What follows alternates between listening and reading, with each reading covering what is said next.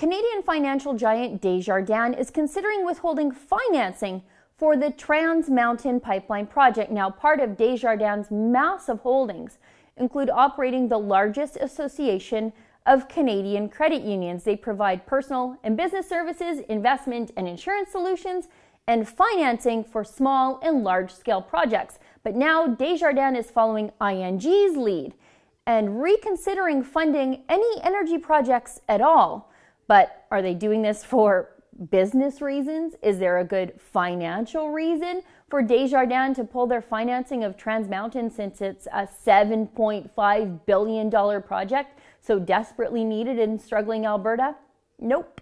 They're doing this for purely social justice warrior reasons.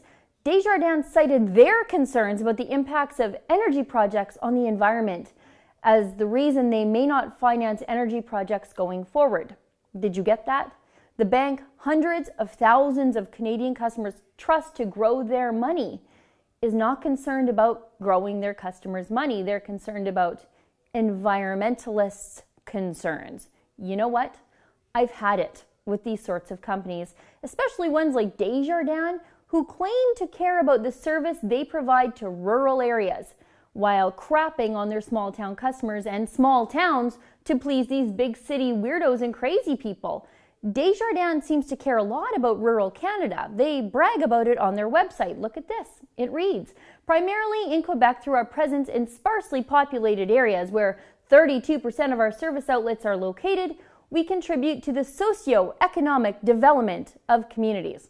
Okay, great. Good for you, Desjardins. Now it's time to care about rural Alberta, rural Saskatchewan, and rural BC too. The socio-economic development of rural Western Canada depends on the oil industry.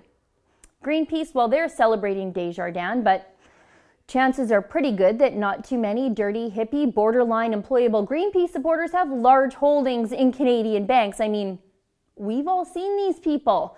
But what about Desjardins' 500,000 Western Canadian customers? Do you even know that your bank, the one that you maybe financed your farm with or holds a line of credit or insurance policy for your small oil field supply company, is more worried about the feelings of bike riding, tofu eating, anti-oil activists than your bottom line? Do you want an insurance provider that's more concerned about feelings than making or saving you money?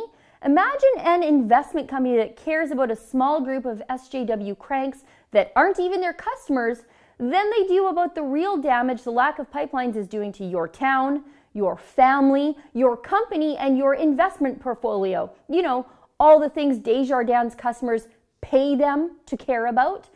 Desjardins is making their final decision about this by the end of the year. So if you're a Desjardins customer, now's the time to let them know. Tell this Canadian company to stop bowing to anti-Canadian activists and stand up for their Canadian customers and for all Canadian jobs.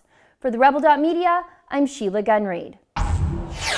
I'm sure by now you've all heard about the $10.5 million payout Justin Trudeau gave to admitted terrorist Omar Khadr. Well, we can't do much about that, but we can do something for his victims' children. Go to spearkids.com and donate today.